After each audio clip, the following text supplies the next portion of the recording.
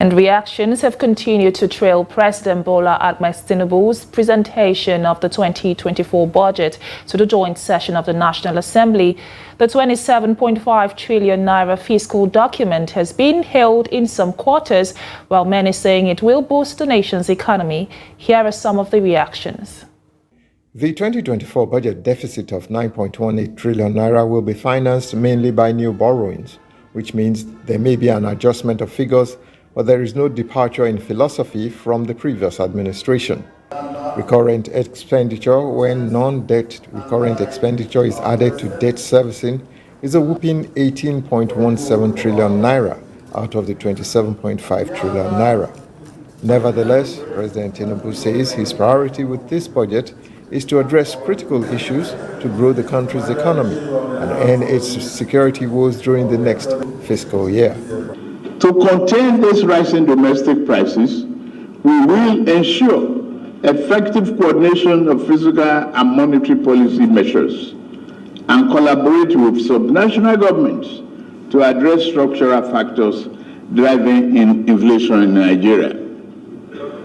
The budget proposal meets our goal of completing critical infrastructure projects, which will help address structural problems in the economy by lowering the cost of doing business for companies and the cost of living for average person.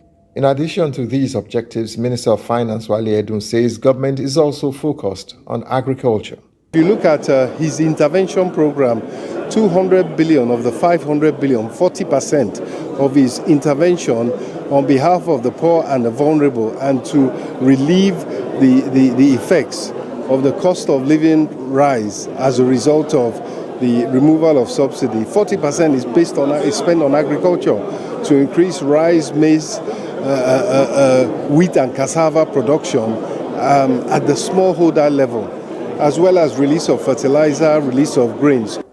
Lawmakers are determined to ensure the implementation of the budget in the interest of the people. It's the Senate that really were voted by the masses.